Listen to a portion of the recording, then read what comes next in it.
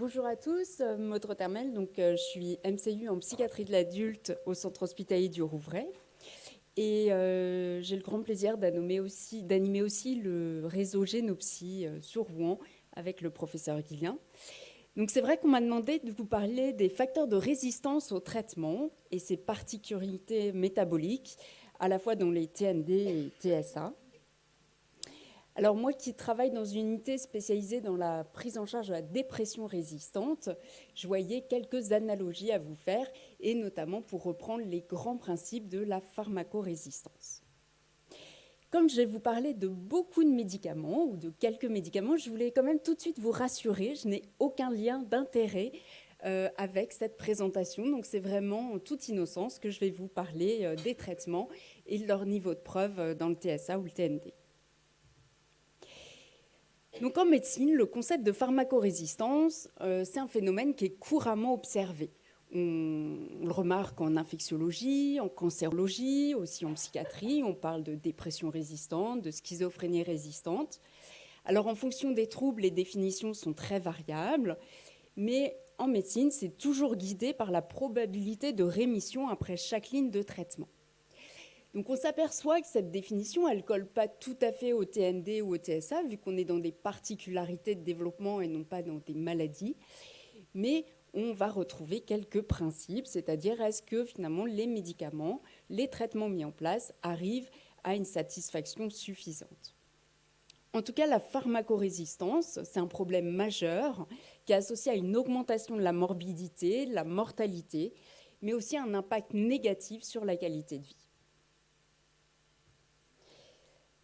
En médecine, on détache quelques causes possibles de pharmacorésistance. Alors, ce sont des facteurs qui peuvent être liés à la maladie elle-même, la résistance liée à la maladie, une maladie sévère qui va évoluer. Finalement, un médicament, un traitement va marcher à un moment donné, puis la maladie évolue et à un moment, ce traitement ne répond plus à la problématique. Il peut y avoir aussi des résistances qui sont liées aux patients. C'est souvent les cas de défaut d'observance, de manquement par rapport aux soins apportés à la maladie. Donc en cas de non-observance au traitement, on parle plutôt de pseudo-résistance, parce que là, ce n'est pas parce que le traitement n'agit pas, mais c'est parce que le traitement n'est pas pris. Et donc on sait que c'est comme les antibiotiques, quand on arrête trop tôt le traitement, à un moment on rechute, et il faut bien suivre les prescriptions. Ça peut être aussi des résistances qui sont liées aux médecins. Une des premières causes d'inefficacité d'un traitement, c'est parce que le médecin s'est trompé de diagnostic. Et comme notre collègue le disait, effectivement, on n'a pas pour l'instant de thèse qui nous dit on a telle ou telle maladie, donc on fait des essais-erreurs. Et parfois, il faut aussi avoir le recul nécessaire pour se dire que si un traitement ne fonctionne pas, il faut aussi que le médecin se remette en cause et peut-être qu'on n'est pas parti sur la bonne piste. Ça peut être aussi des résistances qui sont liées aux médicaments, avec des traitements qui ne sont pas mis à la bonne posologie ou qui n'est pas efficace parce que finalement le patient ne répond pas à ce type de médicament. Dans le TND, la réponse au traitement pharmacologique est variable, et ça c'est reconnu par l'ensemble de la littérature scientifique, avec la particularité dans le TSA qu'il n'y a actuellement pas de traitement actuel qui est recommandé pour les symptômes clés, dont le déficit des interactions sociales. Et on sait qu'on a un gain modéré, mais qui peut être tout à fait appréciable à traiter les symptômes associés comme l'anxiété, la dépression, l'irritabilité. Cette variabilité de réponse au traitement, elle va dépendre de plusieurs facteurs qui sont à la fois des particularités génétiques, l'âge de début du traitement, la gravité du trouble ou la présence de comorbidité. Pour ce qui est des facteurs génétiques, on identifie des variations dans les enzymes qui métabolisent ces médicaments. La plupart des psychotropes sont métabolisés par le foie. Vous avez des enzymes qui dégradent ces médicaments et vous avez des variations génétiques qui font que ces enzymes sont plus ou moins actives. Et qu'on arrive à des métabolismes qui sont dits des hypermétaboliseurs, quand les particularités génétiques font qu'en fait, on va métaboliser, transformer très vite les médicaments. Donc ça, c'est les hypermétaboliseurs ou les métaboliseurs rapides, ou les métaboliseurs lents, quand au contraire, ces petites enzymes sont plutôt assez inactives et on va arriver à une accumulation de traitements dans le sang et ce qui est souvent pourvoyeur d'effets indésirables. On a aussi des différences sur l'âge et le développement.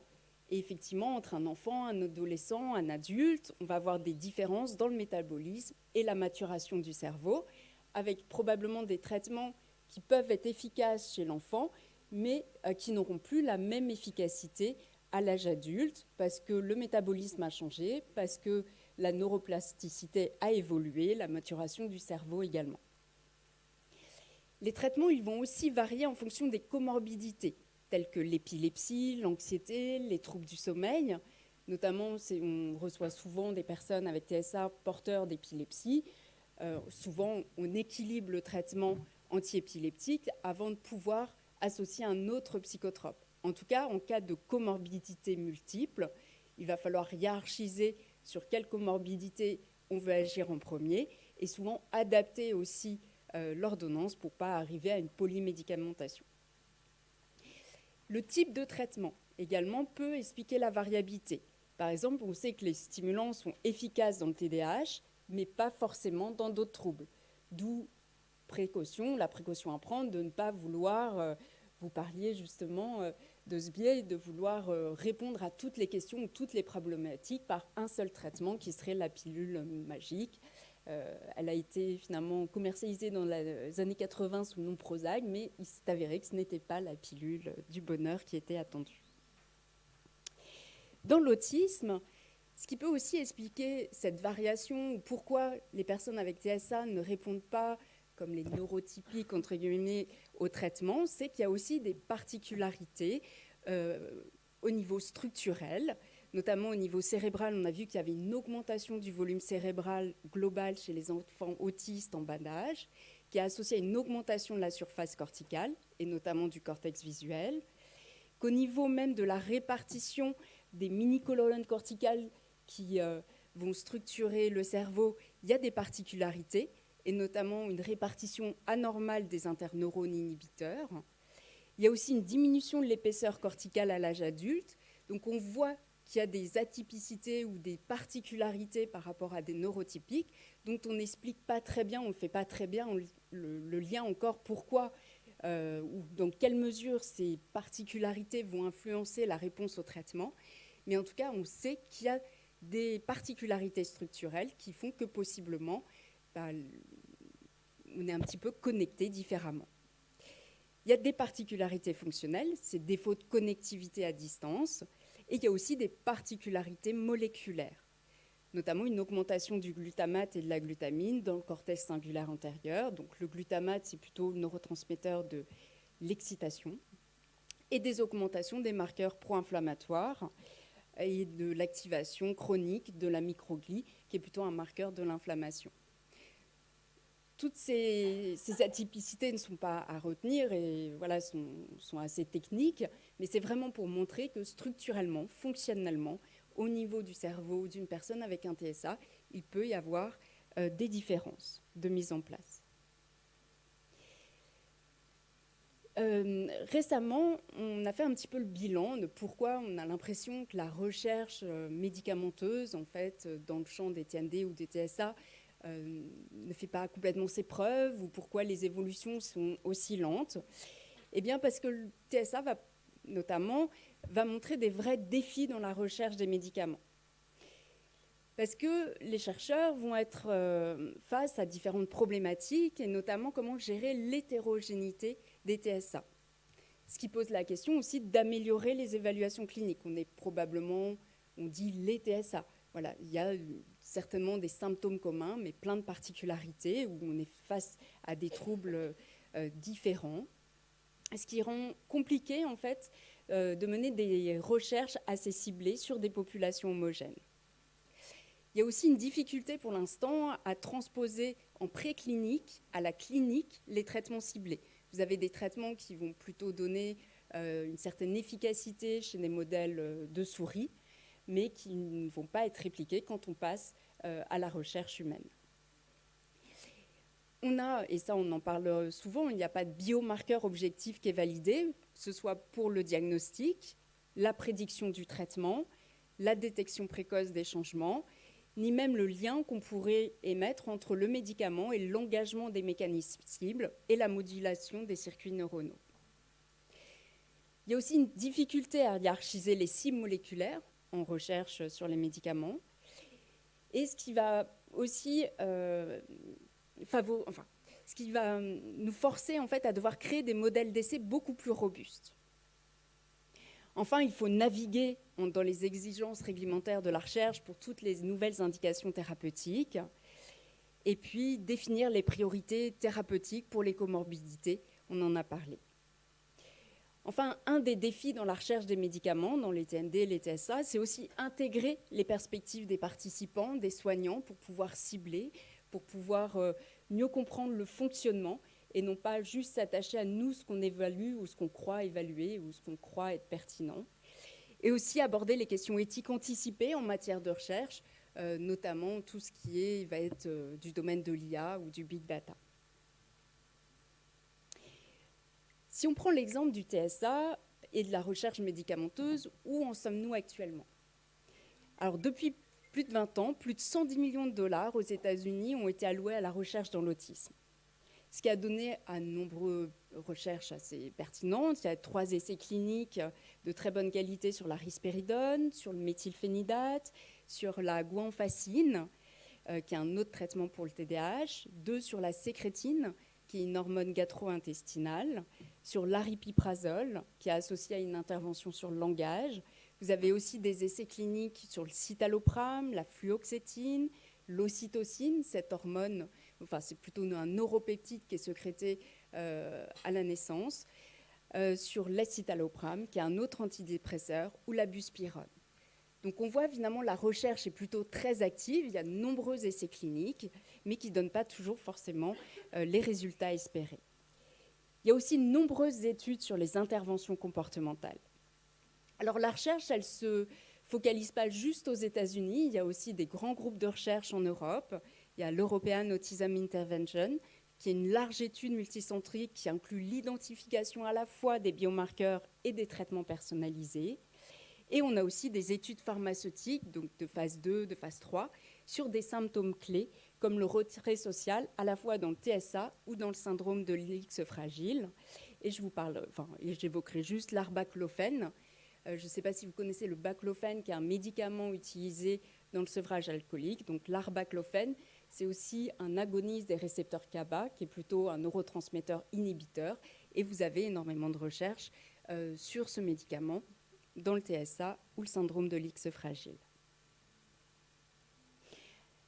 Juste une petite slide de recommandations actuelles pour vous dire que tous ces traitements sont à laisser, parce que les professionnels sont souvent interpellés pour essayer des traitements.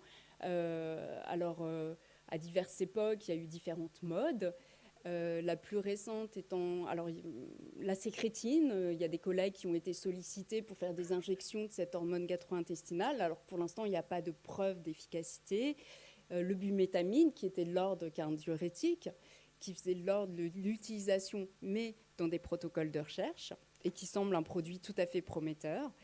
Mais pour l'instant, en fait, les médicaments qui sont recommandés, c'est vraiment des médicaments déjà qui ne vont pas cibler les symptômes clés du TSA, mais qui vont cibler plutôt les symptômes associés, comme l'irritabilité ou l'agressivité. Donc les 2 qui sont recommandés, c'est l'aripiprazole ou la risperidone. Ce qui est recommandé en plus, c'est le méthylphénidate s'il y a un TDAH associé. Les antidépresseurs, les inhibiteurs de la recapture de la sérotonine si anxiété, la mélatonine en cas de trouble du sommeil, et bien sûr les traitements antiépileptiques si épilepsie. Mais c'était important de faire un petit warning sur qu'est-ce qui est autorisé actuellement, qu'est-ce qui est recommandé. C'est finalement assez peu de molécules par rapport à l'ensemble des molécules qui sont testées, et en tant que professionnel ou usager, vous entendez parler ou on vous demande d'essayer. Alors, comment améliorer la recherche médicamenteuse des psychotropes dans le TSA ou les TND? Alors, comme on a vu que les TSA, les TND, c'est une vaste entité, peut-être qu'il faudrait cibler certaines caractéristiques ou sous-domaines. Par exemple, les particularités sensorielles ou les difficultés d'organisation, la motivation sociale. Dans les études, jusqu'à présent, on prend vraiment une évaluation globale des symptômes, par exemple, du TSA, avec des échelles qui sont relativement larges et sur lequel on peine à montrer un effet. Un des autres écueils de pourquoi, en fait, ces essais ne pourraient pas être concluants, c'est qu'on ne prend pas forcément en compte les personnes ayant un déficit important des compétences dans la vie quotidienne, ce qui pourrait finalement aussi être plus inclusif et permettre de montrer des tailles d'effets ou des niveaux de preuve plus importants pour les traitements. On peut aussi se servir de biomarqueurs qui sont validés notamment dans la recherche sur le TSA, comme l'eye tracking ou l'électroencéphalogramme de repos. Il y a aussi les ERP, qui sont un enregistrement cérébral lié à un stimulus qui sont largement utilisés actuellement et qui sont une manière indirecte de s'intéresser à la réactivité au fonctionnement cérébral, ou la pupillométrie. Donc inclure tous ces outils, ces biomarqueurs, dans la réalisation d'essais cliniques peut être tout à fait pertinent.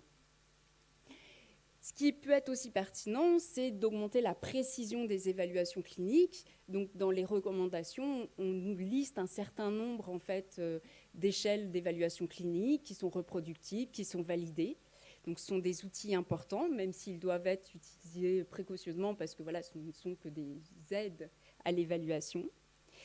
Et puis, il va certainement falloir intégrer les technologies émergentes telles que l'intelligence artificielle, les big data, pour analyser des données aussi complexes que celles du TSA. Et enfin, toujours favoriser l'implication des familles, des patients dans la recherche pour mieux comprendre les besoins et les attentes. Pour vous faire un petit exemple de recherche qui est en cours, alors à la fois au centre hospitalier du Rouvray, dans le service hospitalo-universitaire, en lien avec le CRA, le CHU de Rouen. C'est une étude sur un pitolisant. Donc c'est une étude sur un médicament en phase 2, dont l'objectif principal est d'évaluer, à la fin du traitement, les effets de ce médicament, un pitolisant, qui est déjà commercialisé et utilisé dans la narcolepsie et la somnolence diurne, sur les symptômes centrales de la communication et d'interaction sociale. Donc vous avez de plus en plus d'essais de médicaments actuellement qui vont essayer de cibler non pas les symptômes associés comme l'irritabilité, troubles du sommeil, agressivité, mais les symptômes clés. Ces symptômes vont être évalués par une échelle entre le début et la fin du traitement, avec à la fois des questionnaires médecins, patients et familles. Le pitolisant, c'est un agoniste inverse des récepteurs histaminergiques par voie orale. C'est un médicament qui est déjà utilisé, qui est déjà commercialisé et dont on connaît les effets secondaires sur du long terme qui sont plutôt en fait des maux de tête ou parfois des nausées. Et donc, pourquoi cibler la voie histaminergique ? Parce qu'on sait que ça va permettre d'augmenter sa transmission dans le cerveau et d'améliorer ainsi la vigilance, l'apprentissage et la mémoire. Donc cette étude, c'est une étude assez courte, c'est une étude contre placebo. Les patients et les médecins ne savent pas ce qu'ils reçoivent, ou le produit actif ou le produit placebo. C'est une étude qui dure 3 mois, donc une étude relativement courte, notamment si on prend le placebo, et qui concerne les garçons qui ont un TSA entre 6 et 16 ans et qui n'ont pas d'épilepsie. C'était juste pour montrer voilà, l'exemple d'une recherche. Et en tout cas, si vous avez des personnes avec TSA qui pourraient être intéressées, n'hésitez pas à contacter Madame Graziella-Guédon, qui sera ravie de recevoir plein de mails concernant cette étude. En cas de pharmacorésistance, c'est-à-dire de réponse inhabituelle au traitement, il convient quand même de réaliser certains bilans, un peu les bilans de base. La réalisation d'une IRM cérébrale, même si on s'attend peut-être à des particularités, mais qu'elles soient sans grande particularité, ou en tout cas qu'il n'y ait pas de cause tumorale ou autre qui pourrait expliquer la pharmacorésistance. L'adressage en génétique clinique, il y aura certainement d'autres sessions sur l'apport de la génétique dans le TSA ou le TND au cours de ce congrès. Les dosages plasmatiques aussi des médicaments qui peuvent être intéressants. Alors tous les médicaments se dosent. Ce sont des examens qui ne sont pas très relativement coûteux, c'est à peu près 30 € pour doser un médicament, qui permet justement de voir si le traitement est donné à posologie efficace, donc celle qui est recommandée, comment en fait le patient va absorber ce médicament, va le métaboliser. Alors, on n'adapte pas forcément la dose des traitements pris oralement à ces résultats, parce qu'il n'y a pas de stricte corrélation encore entre le dosage dans le sang et l'efficacité, notamment pour la plupart des psychotropes, mais ça donne vraiment déjà une indication sur le profil de métaboliseur. Est-ce qu'il veut un autre aussi, conseil de bon sens, c'est de cibler en fait les problématiques. S'il y a plusieurs comorbidités, qu'est-ce qu'on privilégie, qu'est-ce qui va être le plus intéressant à soigner et le plus important en fait pour la personne. Donc, ce qui revient à prendre aussi en compte, donc, non pas nous ce qu'on observe, mais le besoin qui est exprimé. Éviter les polymédicamentations. Je pense qu'au cours de ce congrès aussi, on en parle régulièrement. Hein, c'est désescalader, c'est mettre les traitements suffisants. Et puis, en cas de pharmacorésistance, il y a toujours l'indication de la clozapine. Notamment, Rouen a été un centre qui a publié les premiers des cas de patients avec un TSA et retard mental et qui avaient des problèmes d'agressivité, et chez lequel la clozapine a montré des diminutions d'agressivité de plus de 50%. N'est-ce pas, monsieur Guillain ? Avec une excellente tolérance. Et vous pouvez également, en fait, vous pencher sur des alternatives autres que les traitements médicamenteux, comme la neurostimulation. Et là, je vous ai montré un petit casque de TDCS, qui est un sport élect de la tête, qui est très bien supporté et qui peut avoir ces indications. Donc, en conclusion, les patients qui sont résistants ou ultra-résistants, est-ce que c'est exactement les mêmes troubles que ceux qui répondent de façon un peu classique aux psychotropes, ou est-ce que finalement cette définition, elle correspond vraiment au TSA ou au TND qui regroupent des troubles différents tout en partageant des symptômes centraux, mais qui peuvent différer par leurs facteurs de risque et leur neurobiologie? Est-ce qu'il faut cibler les interventions, comme l'agressivité avec la clozapine ou les fonctions cognitives ou la motivation sociale? Et en tout cas, ce qui est important, si on veut faire avancer les choses, c'est quand même de participer à la recherche en tant que soignant, en tant qu'aidant, en tant que famille, en tant que patient. Je vous remercie.